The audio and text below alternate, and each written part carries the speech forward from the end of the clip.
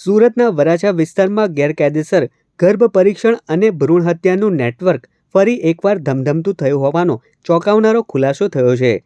Varachha road પર આવેલી મમતા multi speciality hospital પર આરોગ્ય વિભાગે દરોડા પાડીને આ સમગ્ર ગોરખ ધંધાનો પર્દાફાશ કર્યો છે. આ સમગ્ર રેકેટનો મુખ્ય સૂત્રધાર રામગોપાલ ખંડેલવાલ છે, જે પોતે કોઈ ક્વોલિફાઈડ ડોક્ટર નથી, પરંતુ માત્ર એક ફાર્માસિસ્ટ છે. નવાઈની વાત તો એ છે કે રામગોપાલ વર્ષ 2025માં પણ વરાછાની સિવાય હોસ્પિટલમાં ગેરકાયદે ગર્ભપાત કરાવતા ઝડપાઈ ચૂક્યો છે. જેલમાંથી જામીન પર છૂટ્યા બાદ તેણે જરાય સુધરવાને બદલે મમતા હોસ્પિટલના નામે નવી હાટડી ખોલી દીધી હતી. સમગ્ર મામલે મુખ્ય જિલ્લા આરોગ્ય અધિકારી ડોક્ટર અનિલ પટેલની ટીમે જ્યારે હોસ્પિટલના પહેલા અને બીજા માળે ઓચિંતી રેડ પાડી ત્યારે ત્યાં અફરાતફરી મચી ગઈ હતી. તપાસ દરમિયાન સ્થળ પરથી ગેરકાયદે ગર્ભપાત કરાવવા આવેલી 3 સગર્ભા મહિલાઓ મળી આવી હતી. આરોગ્ય વિભાગે તાત્કાલિક કાર્યવાહી કરી મમતા હોસ્પિટલને સંપૂર્ણપણે સીલ કરી દીધી છે. તો બીજી તરફ વરાછા પોલીસે ફાર્માસિસ્ટ રામગોપાલ ખંડેલવાલ વિરુદ્ધ PCNPNDT એક્ટ હેઠળ ગુનો નોંધી તેને પકડવા માટેના ચક્રો ગતિમાન કર્યા છે. મમતા મલ્ટી સ્પેશિયાલિટી હોસ્પિટલ કરીને લંબે હનુમાન રોડ વરાછા વિસ્તારમાં આવેલી છે.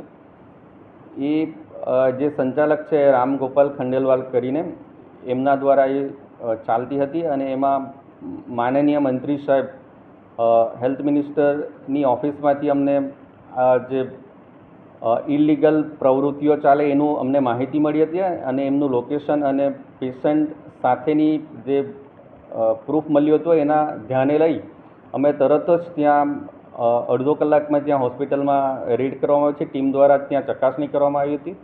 ચકાસણી દરમિયાન ત્યાં ગર્ભપાત માટેના 3 પેશન્ટો એડમિટ હતા.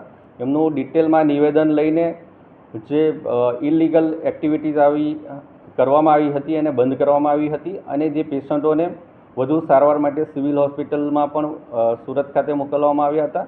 અને આ જે હોસ્પિટલના સંચાલક અને હોસ્પિટલ વિરુદ્ધ વરાછા પોલીસ સ્ટેશનમાં FIR પણ દાખલ કરવામાં આવી છે. અને આ જે હોસ્પિટલ છે એ પહેલાં પણ 6 નવેમ્બર 2025ના રોજ ત્યાં રંગે હાથ ઇલીગલ એક્ટિવિટી માટે પકડાઈ ગઈ હતી અને એમના અગેન્સ્ટમાં કેસ કરવામાં આવ્યો હતો.